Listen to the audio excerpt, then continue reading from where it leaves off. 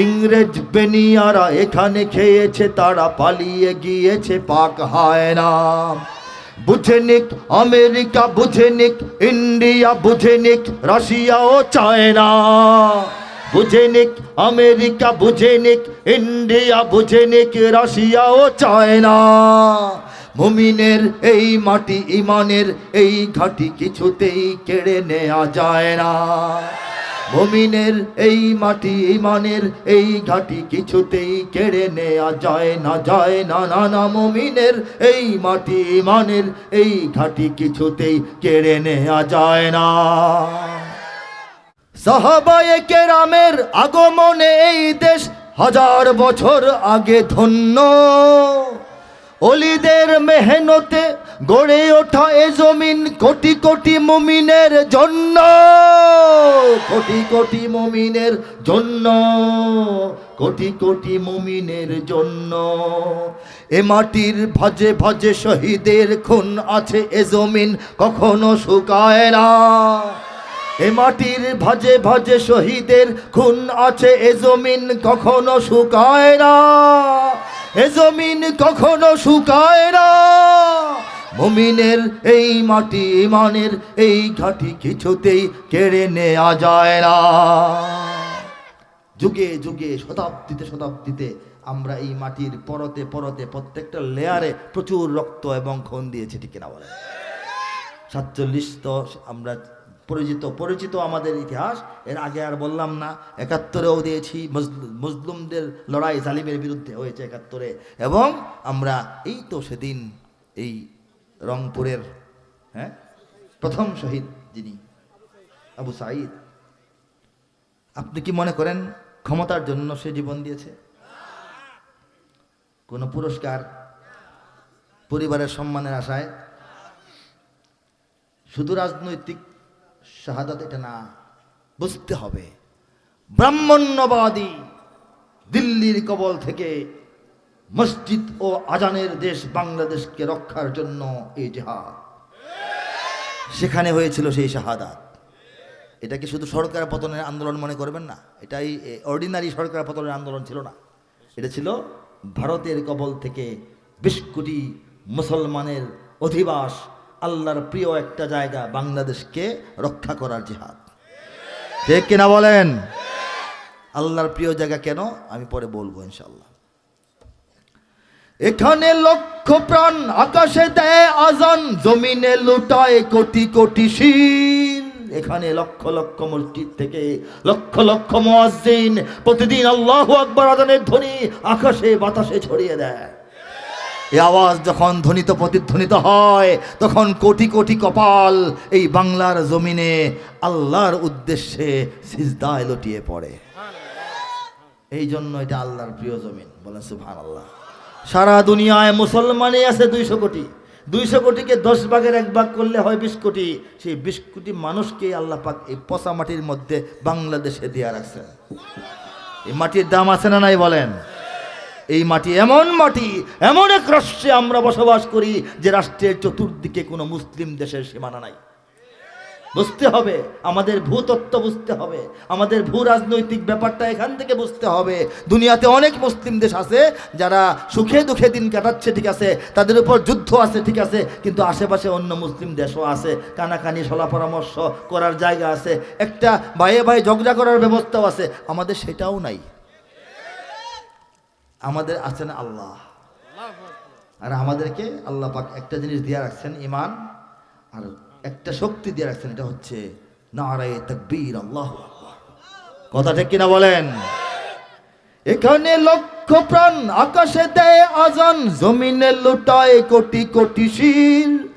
এখানে হাওয়ার আগে হাজারো কণ্ঠে জাগে, দিকে দিকে নারায়ে তাকবীর, দিকে দিকে নারায়ে তাকবীর। এখানে গ্রাম শহরে কি হয়? গ্রাম শহরে বলবো নাকি? প্রস্তুত ঘরে ঘরে, কারা প্রস্তুত সেটা বলবো। এখানে গ্রাম শহরে প্রস্তুত ঘরে ঘরে, আল্লাহর সেনারা ঘুমায় না। এখানে গ্রাম শহরে প্রস্তুত প্রস্তুত। ঘরে ঘরে আল্লাহর সেনারা ঘুমায় না, আল্লাহর সেনারা ঘুমায় না। মুমিনের এই মাটি ইমানের এই ঘাটি কিছুতেই কেড়ে নেওয়া যায় না, যায় না, না না। মুমিনের এই মাটি ইমানের এই ঘাটি কিছুতেই কেড়ে নেওয়া যায় না। বুঝে নিক আমেরিকা, বুঝে নিক ইন্ডিয়া, বুঝে নিক রাশিয়াও চায় না। মুমিনের এই মাটি ইমানের এই ঘাটি কিছুতেই কেড়ে নেওয়া যায় না, যায় না, না না। মুমিনের এই মাটি ইমানের এই ঘাটি কিছুতেই কেড়ে নেওয়া যায় না। এটা বুঝে নিক, এটা আমেরিকাও বুঝে নিক, রাশিয়াও বুঝে নিক, চাইনাও বুঝে নিক, দিল্লিও বুঝে নিক। তাহলে তাদের জন্য আসান।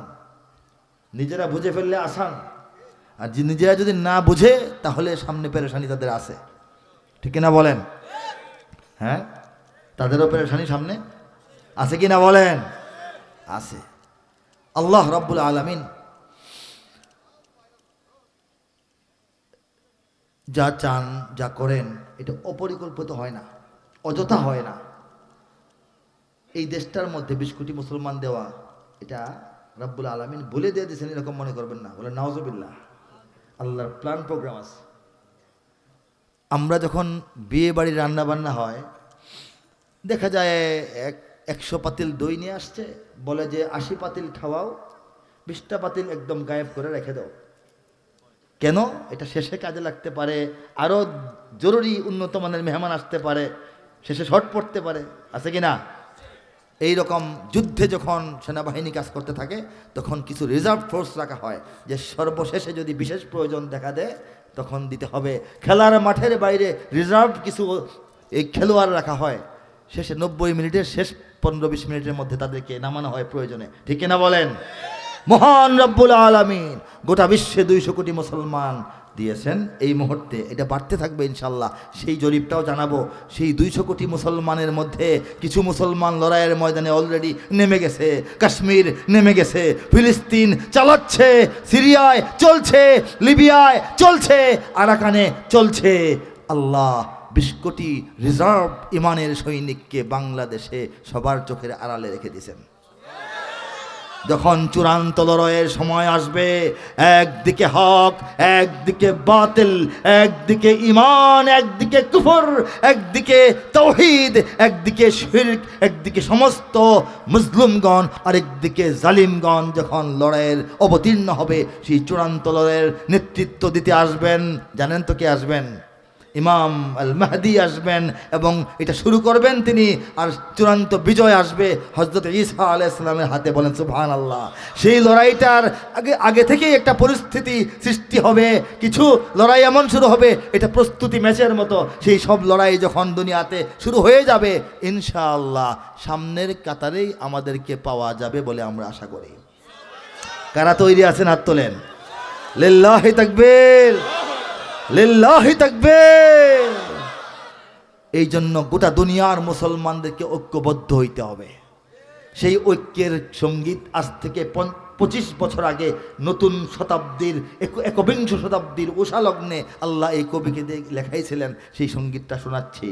উত্তর হতে দক্ষিণ মেরু সীমান্ত খুলে দাও, খুলে দাও, সারা দুনিয়ার মুসলমানের বন্ধন ছিঁড়ে দাও। উত্তর হতে দক্ষিণ মেরু সীমান্ত খুলে দাও, খুলে দাও, সারা দুনিয়ার মুসলমানের বন্ধন ছিঁড়ে দাও। দুনিয়ার উত্তর প্রান্ত থেকে দক্ষিণ প্রান্ত পর্যন্ত সমস্ত বেড়া, সমস্ত কাঁটাতার, সমস্ত বর্ডার, সমস্ত বাধা বিঘ্ন উঠিয়ে দাও। দুনিয়ার সমস্ত মুসলমানকে আবার এক হওয়ার সুযোগ দাও খেলাফতের অধীনে। তারপর তোমরা আসো। কোথায় আসবে? কোন কোন রাষ্ট্র, কোন কোন পরাশক্তি কি কি নিয়ে আসবে, কোন কামান, কোন বিমান, কোন মিসাইল আর কোন অ্যাটমিক পাওয়ার নিয়ে আসতে পারো, আমরা তৈরি আছি, খেলা হবে। ঠিক কিনা? এপার ওপার সারা দুনিয়ার সকল মুসলমান, এপার ওপার সারা দুনিয়ার সকল মুসলমান, একই তরণীর যাত্রী সবাই, এক দেহ এক প্রাণ। প্রাচ্য কিংবা পাশ্চাত্যের নেই নেই ব্যবধান, সাদা কালো আর ধনী গরিবের ভেদাভেদ ভুলে যাও। উত্তর হতে দক্ষিণ মেরু সীমান্ত খুলে দাও, খুলে দাও, সারা দুনিয়ার মুসলমানের বন্ধন ছিঁড়ে দাও। সারা দুনিয়ার মুসলমানের বন্ধন খুলে দাও। আমরা এক হইতে চাই, ঠিক কিনা? এই চূড়ান্ত লড়াইয়ে আমরা বাংলা ভাষাভাষীরা জানি না, আল্লাহ বাঁচায় রাখলে হয়তো বা এই গানটা কাজে গাইতে যাবো, হতে পারে না? মার্চ ফার্স্ট লেফট রাইট করে না, উত্তর হতে দক্ষিণ মেরু সীমান্ত খুলে দাও, খুলে দাও সারা দুনিয়ার মুসলমানের বন্ধন ছিঁড়ে দাও। ভালো লাগবে না? ইমান তাজা হবে কিনা বলেন? যেন হয়। এই জন্য এই সঙ্গীতটাকে আরো কয়েকটা ভাষায় তর্জমা করা হয়েছে। কখনো বৈশ্বিকভাবে যদি মুসলিমদের ঐক্যবদ্ধ কোনো সেনাবাহিনীও হয়, তারা যেন এই সঙ্গীতটাকে অন্তত চিনতে পারে, ঠিক কিনা বলেন? ভারত পাকিস্তানের মুসলমানরা কি সেই আখেরি লড়াইয়ের দিন বসে থাকবে? তারাও গাইতে থাকবে এই কথাগুলি তাদের ভাষায়। जुनूब से शिमाल तक दीवार खोल दो, दुनिया के मुसलमानों की जंजीर तोड़ दो। जुनूब से शिमाल तक दीवार खोल दो, दुनिया के मुसलमानों की जंजीर तोड़ दो। इधर उधर सरे जहां के सारे मुसलमान, एक नाव के सवार है सब, एक जिस्म वो जा। मशरिक और मगरिब का कुछ फर्क नहीं यहाँ, मशरिक और मगरिब का कुछ फर्क नहीं यहाँ। अमवाल वो अलवान की हिसाब छोड़ दो, जुनूब से शिमाल तक दीवार खोल दो, दुनिया के मुसलमानों की जंजीर तोड़ दो। আরব বিশ্বের মুসলমানরা তারাও এগিয়ে যাবে একই রণক্ষেত্রে। তারা গাইতে থাকবে ইফতাহুল হুদুদ মিন জুনুবিল শিমাল লিল মুসলিমিন আল আলামি তামাজ্জাকাল ফিসাল। আমাদের পশ্চিম বিশ্বের মুসলমানরা তারাও এগিয়ে আসবে, তারা গাইবে। তারা কি গাইতে থাকবে? তারা বলবে open open the border from north to the south, unfasten the chain of Muslims of the world. Open open the border from north to the south, unfasten the chain of Muslims of the world. উত্তর হতে দক্ষিণ মেরু সীমান্ত খুলে দাও, খুলে দাও সারা দুনিয়ার মুসলমানের বন্ধন ছিঁড়ে দাও। ওই দৃশ্য দেখার জন্য কাদের মন চাইতেছে? হাত তোলেন। লিল্লাহি তাকবীর, লিল্লাহি তাকবীর। এই যে গোটা দুনিয়ার মুসলমানদের ঐক্যবদ্ধ যে লড়াইটা হবে, সেখানে কি বাংলাদেশ বাদ? তাহলে এই জায়গাটাকে আগে হেফাজত করতে হবে না আমাদের? পুরো নির্বাচনী এলাকায় একজনকে পাশ করানোর জন্য সবাই এক জায়গায় গিয়ে বসে থাকে নাকি যার যার কেন্দ্র পাহারা দেয়? যার যার কেন্দ্র, হ্যাঁ কি মনে করেন? প্রত্যেকটা কেন্দ্রের ভোটের দরকার আছে না? ভোটকে হেফাজত করা দরকার আছে না? বাংলাদেশ সারা দুনিয়ার মুসলমানদের বিজয়ের যে যাই সেন্টারগুলি আছে, একটা বড় সেন্টার, বলে সুবহানাল্লাহ। এটাকে দিল্লির হাত থেকে বাঁচাইতে হবে, ওয়াশিংটনের হাত থেকে বাঁচাতে হবে, মস্কোর হাত থেকে রক্ষা করতে হবে, বেইজিং এর হাত থেকেও বাঁচাইতে হবে, ঠিক কিনা বলেন? ইঞ্চি ইঞ্চি মাটি সোনার চাইতে খাঁটি নগদ রক্ত দিয়ে কেনা, শত্রু বাহানাদার একটি কণাও তার কেড়ে নিতে কেউ পারবে না। রঙের তুলিতে আকাশ সবুজের ছায়া ঢাকা সুজলা সুফলা পরিপাটি, লক্ষ শহীদ গাজী রেখেছে জীবন বাজি, করেছে স্বাধীন এই মাটি। বাংলাদেশ আমার বাংলাদেশ তোমার বাংলাদেশ সবার প্রাণ, ধন্য ধন্য আমি সবার চাইতে দামি বাংলা মাটির সন্তান। বাংলাদেশ আমার বাংলাদেশ তোমার বাংলাদেশ খোদার দান, সোনার জন্মভূমি তোমার জন্যে আমি জীবন দিয়েছি কোরবান। তৈরি আছে কিনা? চারিদিকে দুশ্মন আছে নাকি নাই? চারিদিকে দুশ্মন, ভেঙো না ভেঙো না মন, সাহস জমিয়ে রাখো বুকে, ইমান জিন্দা করে জিহাদের হুঙ্কারে পরাজিত করো শত্রুকে। চারিদিকে গাদ্দার ভিনদেশি তাবেদার, সজাগ দৃষ্টি রাখো সবে, সকল মির্জাফর বিদেশি গোলাম চর রুখতে তাদের আজ হবে।